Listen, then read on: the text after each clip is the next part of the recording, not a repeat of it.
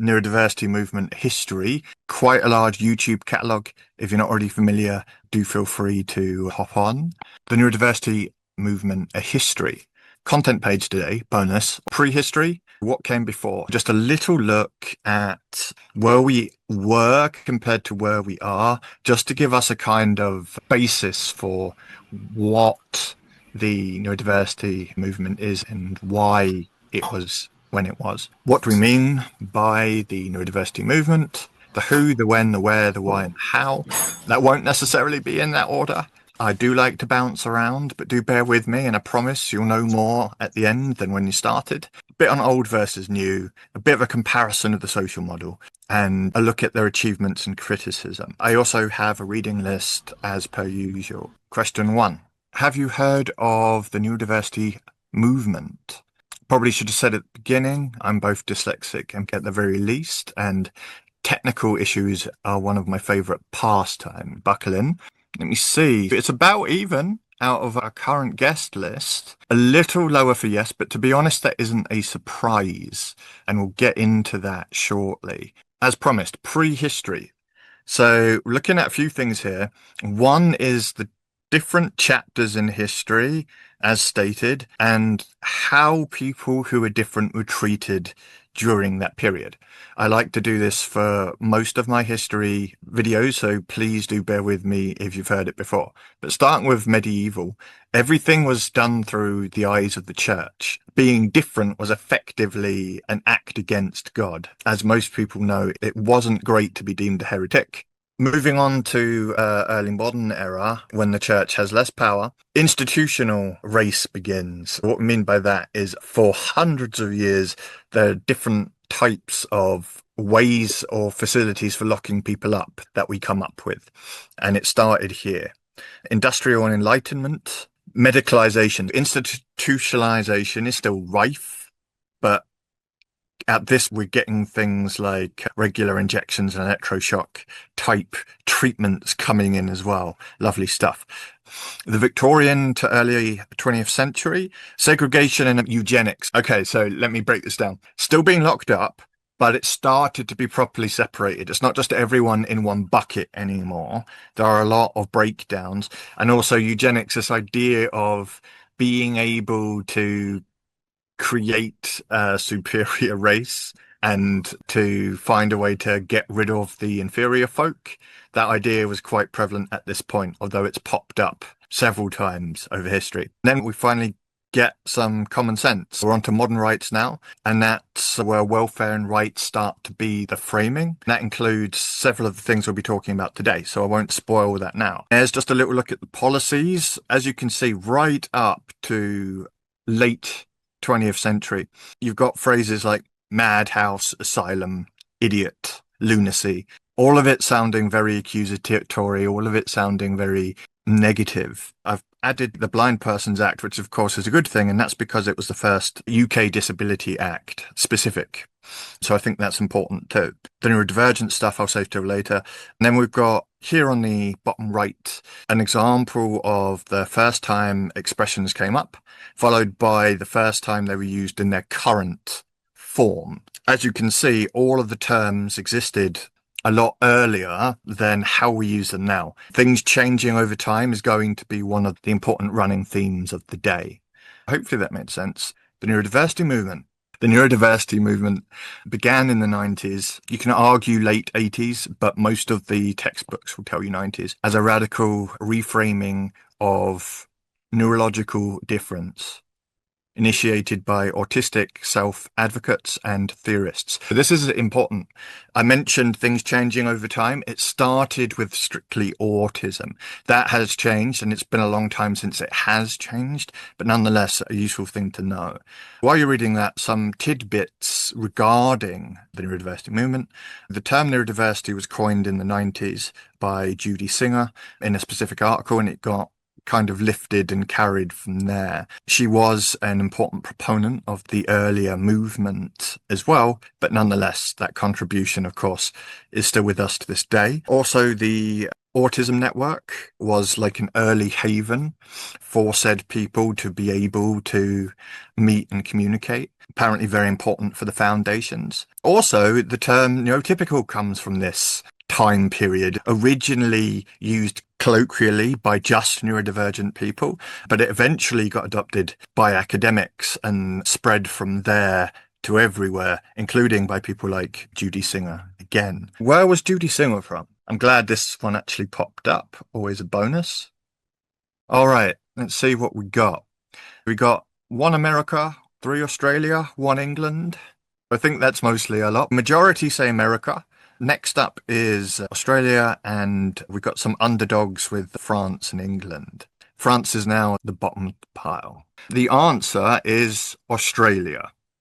About the only one from the crew we're going to discuss today who was not from America, but nonetheless, well done to the three of you that said Australia. All right, so the what? What did they do? I say they, it's really important to understand that we're not talking about an organization here. We're talking about a collection of grassroots interested parties that literally made things move in terms of things like policy and so on, hence the term movement. And this is a list of those things. We've got conceptual reframing, identity formation, social model expansion, policy influence, cultural production, community infrastructure, diagnostic critique, intersectional integration, academic legitimacy, and resistance to cure narratives. To pick on a couple of those, the intersectional element is more modern and is argued that it's still not strong enough as it needs to be to this day. The cure narrative thing was a point from the very beginning, but the level of research and the level of that being the main approach has changed between the 90s and now. Policy influence is a more obvious one, a bit more on that later, and diagnostic critique as well. Founders of the neurodiversity movement, nationality and location. As I mentioned earlier during the quiz question, it's predominantly America. The outlier being Judy Singer, but all of the people who are regarded as being the early pushers that made the move happen all across the pond. In some different locations here and there, but predominantly New York or close to it. Why that is, I can't say. And it's also worth mentioning that part of the reason it could be argued is that to this day, there are some countries that are criticized for not recognizing disability and not recognizing neurodivergence or still frowning upon it to different degrees. Whereas America is always framing itself as a land of opportunity and a land of progression. In this case, apparently that rang true. These names will be on the reading list, but do feel free to take notes now as we go. I like to squeeze this question in whenever I get the opportunity. It's very close to my heart for various reasons and somewhat relevant to today. We've got a real mixture going on. I can tell you that the correct answer is 1987, as you can tell, after I was born, which wasn't too helpful for my developmental years. But not as bad as 2000, I grant you. But given how much earlier the term was, I think whoever said 1890 wasn't a bad guess, because they certainly had the opportunity to get their act together by then. But no, it took almost another 100 years. Thank you all for playing.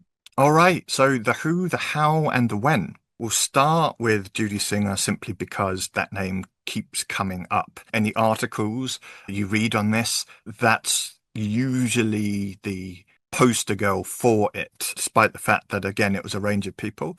And if you spoke to people who were actually involved at the time, I'm sure they would have names beside this list to recommend as well. Nonetheless, coined the term, but also beyond that, their thesis that included it actually went on to propel research in several places, including the UK. Very important to note, with Laura Tisonic, the Institute for the Study of Neurologically Typical, this is satire. Despite the fact that that is technically a thing, there is not really an institute to specifically study normalcy. At least not them, or rather, at least not this one. On to that point, this is where the term neurotypical actually came from. Same author. Again, gives you an idea as to their sense of humor. The reason for that said institute was a critique of how everything is designed and seen through a standardized lens. and isn't representative of the greater community. Again, some of these will show up on the reading list, but if you are interested in learning more about any of these, please take your notes. Also, you might ask, how can a foundation be 30, 40 years across? The answer is because it's probably better to see it in phases. Most movements and most organizations and so on change over time. This is representative of that change. As I mentioned, up till the early 90s, we're still talking autism only. So there's one example of change. That's why the dates vary so much. The last one, this goes for many movements and organizations, the changes in technology also make a big difference. By 98, the internet is beginning to become the mainstream beast it is now, certainly by 2006. And that's why some of those dates will be later down the line, because they required that technical outreach that we didn't have during the earlier periods. UK contributions. We're in the UK personally and as a company, so it makes sense to give us an honourable mention. Research and innovation. As mentioned, Judy Singer's research did foster in a wave of new thinking. There were some UK disability studies and social model discourse that kicked off after that 98 paper. That was earlier, I think, but only by a year or two before. This is more contemporary, but funding bodies have begun supporting neurodivergent-led research. Moving down one to National Autistic Society, one of the earliest UK-based organisations to adopt neurodiversity language and promote neuroaffirmative support. As a reminder, this is a neuroaffirmative environment, and part of the benefit of that is you can speak when you need to speak, and if you get a question wrong, you're never going to be ridiculed for it. These are just little things, but nonetheless fall under that umbrella technically. It also hosts resources and public education campaigns that frame autism as a difference, not a deficit. More on that later as well. Themed issues exploring neurodivergence and systematic challenges in UK clinical practice. Again, that was one of the early interests from the movement back in the day. I have that catalogued for later as well. Promotes neuroaffirmative practice. King's College, neurodiversity informed research investigates a link between neurodivergence and adolescent depression. Some mothers and fathers would definitely be interested in that. Participatory research, nothing about us without us, a term that many of you have presumably heard. Of course, various grassroots groups and social projects. Some of these are early, some of these are more recent, but as you can start to see where you fall into, at the very least, the sentiment of the movement, particularly for those of us who work in the field, even if you didn't know the names. All right, so the why. The movement emerged as a response to the widespread use of pharmacalization. In other words, the medical model, which seems to come up in all of the history ones. You remember we mentioned earlier cure-based research. What that was referring to is the idea that it's something to try and prevent or take away. Everyone will have different feelings on that. Personally, I think prevention is fine. Take away, I'm not sure it's possible, but I'm not sure it would work even if it is. Regardless, that's what's meant when the phrase cure-based comes up. Some of the key goals was having civil rights, because as we just mentioned with dyslexia not being recognised until 1987, this stuff was very slow.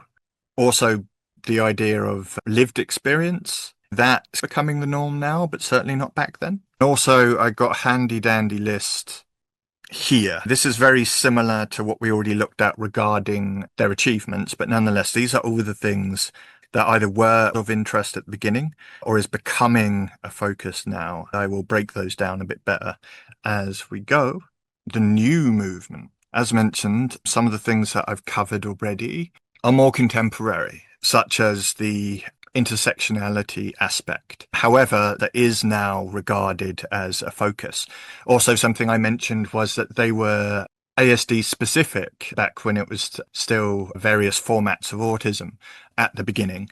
And that changed. It evolved to include the whole umbrella.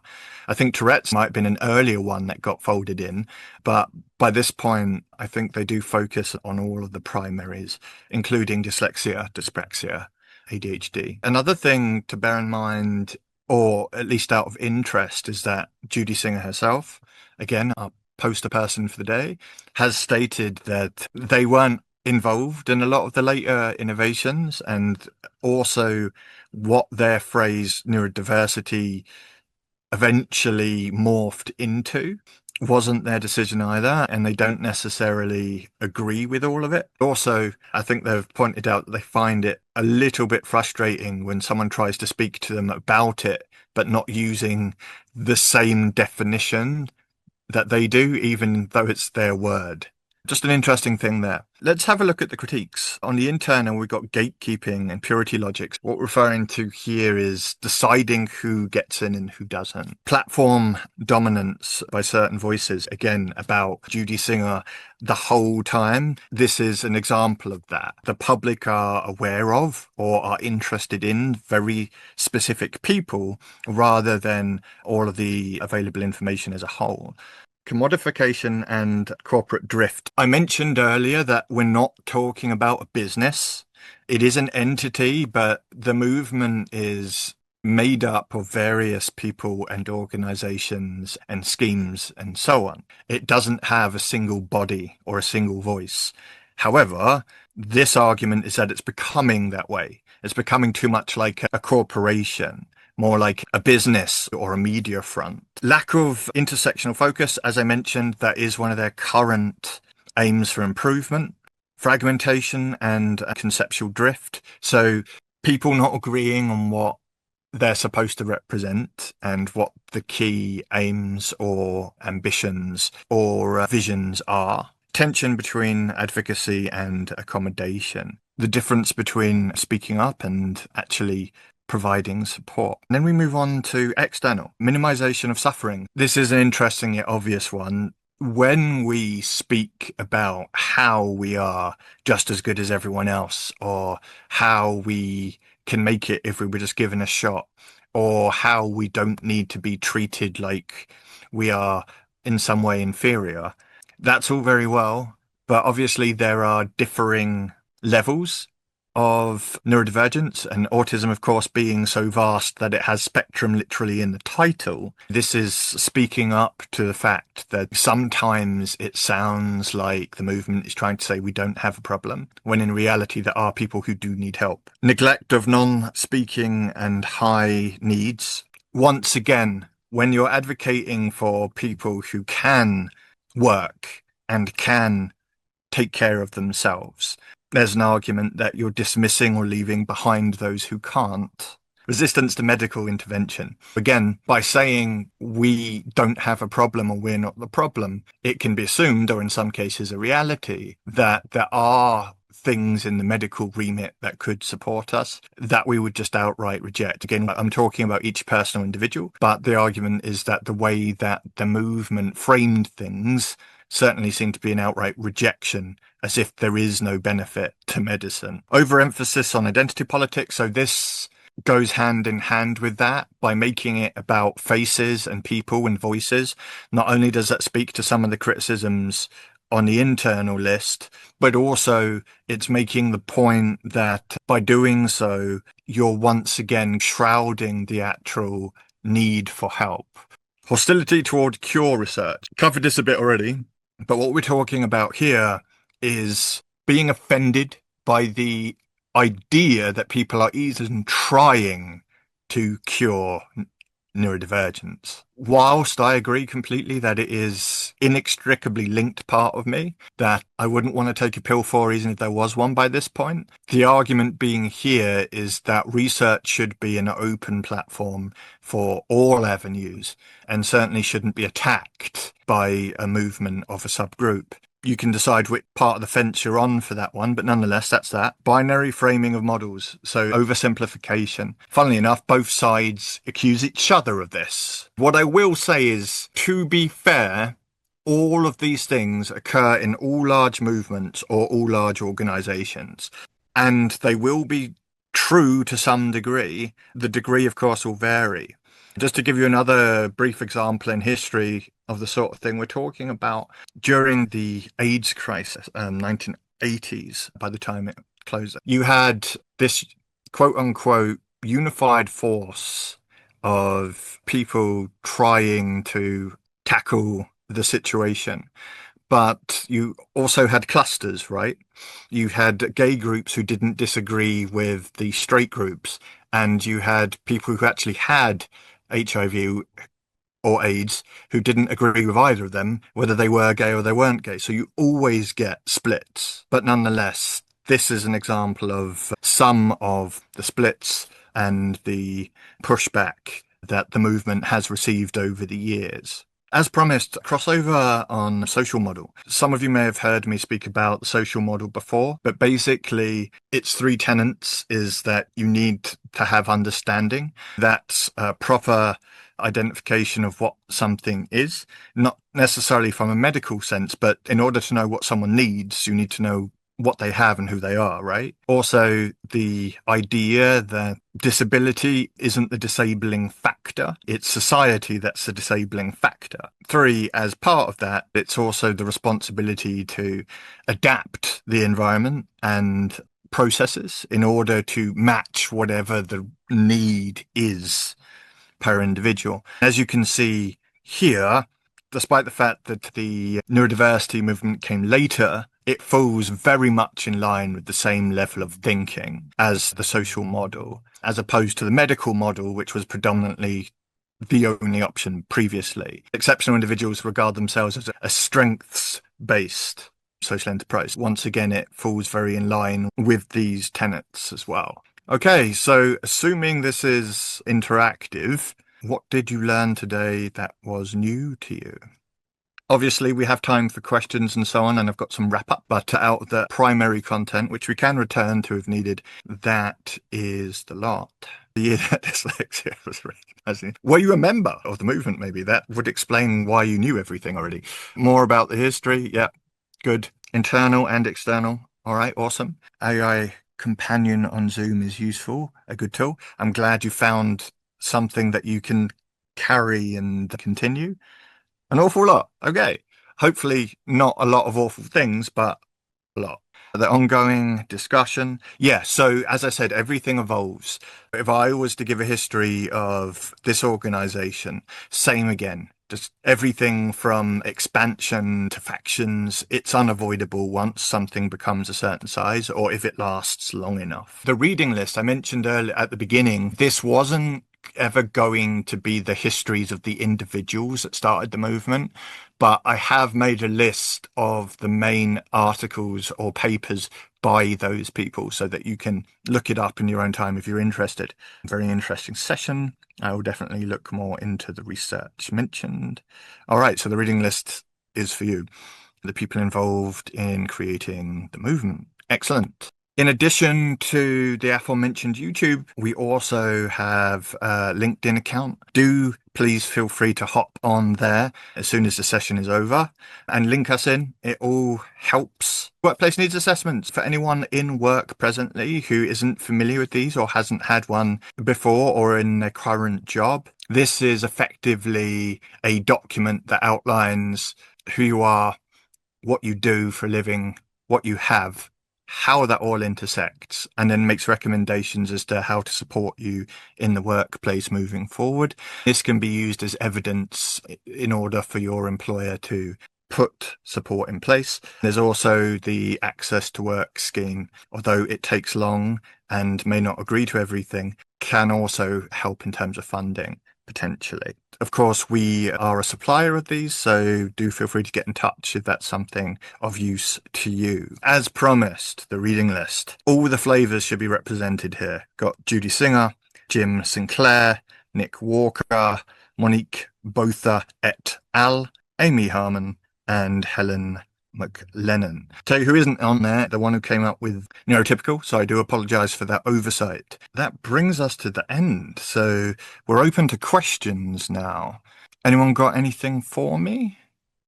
I was Oh, just going to and say, Tim, yeah, that was really useful. Thank you. Just being in this space with other individuals as well and just hearing some of the thoughts ping-ponging around was just really good. Thank you again. you're welcome. Thank you for being willing to come on and say that. I didn't know actually about the breadth of the things that you offer in terms of exceptional individuals. I think I still don't, because I literally have only just been introduced to you by somebody like an employment support advisor. I live in social housing. They suggested that I check out what you do because I was asking them about things. I don't know if this is your area, but even if somebody wants to do courses like vocational qualifications to try and upskill to get a better job or whatever, it's difficult to get the support in place.